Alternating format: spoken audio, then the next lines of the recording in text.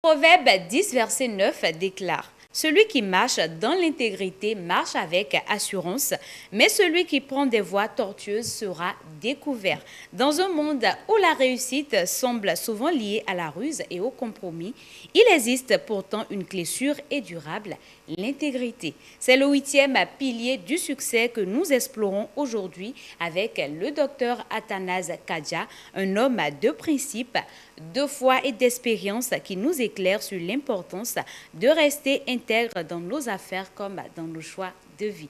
Docteur, bienvenue. Oui, salut Marcel, salut chers téléspectateurs, nous sommes encore là, c'est pour partager des connaissances avec vous, pour vous permettre de réussir dans vos affaires. Et aujourd'hui, on parle de l'intégrité.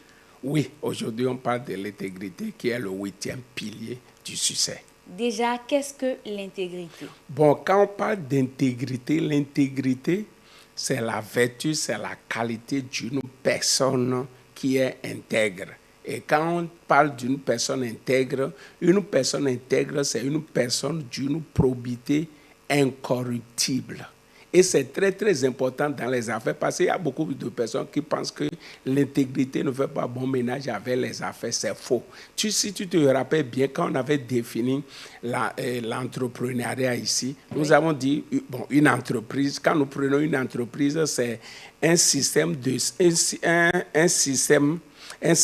5 principes interdépendants: la création de la valeur, le marketing, la vente, la délivrance de la valeur, la satisfaction du client avant de parler des finances. Donc, l'intégrité, c'est très, très important. Ce que vous avez dit aux gens que votre entreprise peut le faire, vous devez être capable de le faire. C'est ça, intégrité. J'ai dit ceci, je fais exactement ce que j'ai dit que je vais faire. Donc, c'est ça, l'intégrité, et c'est très important dans les affaires. Et qu'est-ce qu'on y gagne? Qu'est-ce qu'on gagne en étant intègre? D'abord, tu as vu le verset que tu as lu tout à l'heure. Vous voyez, quand vous faites les choses dans l'intégrité, vous dormez en paix. Parce que quand vous envoyez quelque chose à quelqu'un, une marchandise, tout ça, vous-même, vous savez que ce n'est pas bon. Mais quand la personne va découvrir ça, vous n'êtes pas à l'aise. Vous comprenez cela? Même dans la parole de Dieu, quand vous prenez Psaume chapitre 84, verset 12, ça nous dit: l'Éternel ne refuse aucun bien à ceux qui marquent dans l'intégrité. Donc, ça veut dire quoi? Quand tu marques dans l'intégrité, Dieu sera présent dans ton entreprise. Et quand Dieu est présent dans ton entreprise, il n'y a rien à faire, tu vas prospérer, tu vas réussir. Donc certains pensent qu'il faut tromper les gens, tout ça là, il faut livrer des produits déjà périmés, date dépassée, parce qu'il y a beaucoup de personnes qui font ça. On va déjà vers la fin de l'année et on revoit. Non. Un entrepreneur qui veut réussir, qui veut faire long feu, doit être intègre. Quel avantage on y gagne? On fidélise les clients.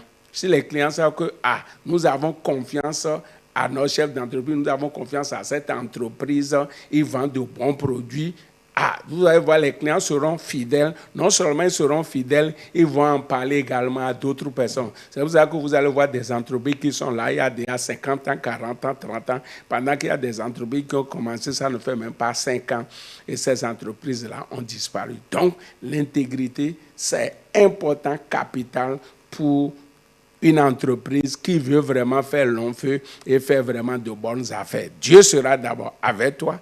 Tes clients seront satisfaits. Par conséquent, ils sont fidèles et ils vont également parler à d'autres personnes. Comment un entrepreneur peut-il pratiquer l'intégrité au quotidien, même face à des pressions financières? Ah oui, c'est pour ça que j'ai souvent l'habitude de dire, on ne va pas en affaires d'abord pour avoir l'argent, pour gagner de l'argent. On va en affaires pour régler un problème. C'est pour ça que quand des gens me contactent pour dire: coach, je vais entreprendre ceci, je te pose la question de savoir, tu veux régler quel problème? C'est en résolvant le problème des gens qu'on gagne de l'argent. Donc, par conséquent, le premier objectif d'une entreprise, c'est régler un problème et de bien régler un problème.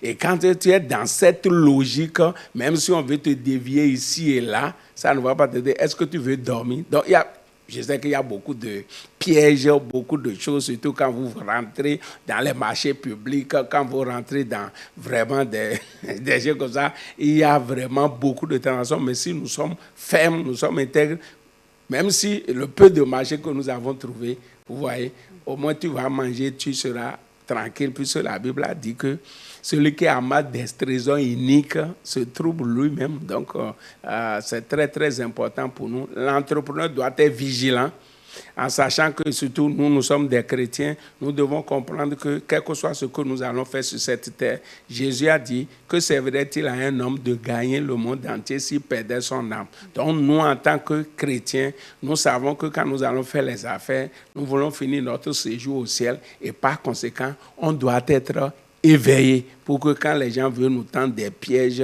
veulent nous tenter, mettre de l'argent devant nous, que nous puissions avoir la capacité de résister à toute forme de corruption. Et le Seigneur sera avec nous. Amen. Quel conseil donneriez-vous aux entrepreneurs? Oui, le conseil, c'est que d'abord, je les encourage. Je les encourage. J'ai dit c'est le métier le plus difficile au monde. C'est pour ça que beaucoup de personnes ne viennent pas là-bas. Donc, les entrepreneurs qui m'écoutent, je vous encourage. Je vous soutiens. Je sais que ce n'est pas facile. Je sais que vraiment être intègre dans le domaine des affaires, c'est difficile. Mais tenons ferme. Le Seigneur va nous aider. Nous savons que la Bible a dit que celui qui veut être intègre là sera persécuté. Les gens vont nous arracher de marcher, les gens vont nous faire, mais le peu que nous avons besoin pour vivre mieux pour la gloire de Dieu, le Seigneur va nous l'accorder. Je nous encourage. Si tu marches dans l'intégrité, Dieu sera à tes côtés. Et quand Dieu est à tes côtés, il ne va jamais t'abandonner. Je vous remercie. Docteur, parlez-nous de vos formations. Oui, j'étais à Boycon la fois passée. J'étais à Boycon la fois passée. La salle était remplie avec plus de 200 personnes. Wow. On a animé une formation qui a pour thème « Tu mérites une meilleure vie ».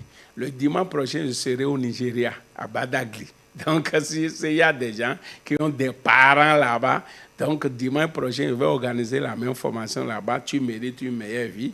D'accord? Parce que nous avons, tu sais, à Badagry, il y a beaucoup de nos frères béninois, Goum, tout ça là. Donc, on va faire la formation et partager également des opportunités avec les gens. Si vous avez des gens dans cet environnement-là, il faut les inviter. Si vous me contactez à plus 229 96 25 36 66 par WhatsApp, je vais vous envoyer le flyer et vous allez envoyer ça à vos amis. Et le lieu est sur ça, tout ça là. Et le dimanche prochain à 15h, on sera là. L'entrée, c'est libre et gratuite parce que nous voulons que tout le monde réussisse et tout le monde mérite une meilleure vie. Et c'est la volonté de Dieu pour chacun d'entre nous. Tout le monde mérite une meilleure vie. Prenez donc le rendez-vous au Nigeria. Comme nous l'a rappelé le docteur Athanase Kadja, marcher dans l'intégrité, même lorsque personne ne regarde, est la clé d'un succès authentique et durable. Chers téléspectateurs, souvenez-vous, votre réputation et votre valeur sont vos plus grands actifs. Cultivez-les, protégez-les et votre réussite sera véritablement bénie et solide. Et c'est la fin de votre rubrique entrepreneuriat.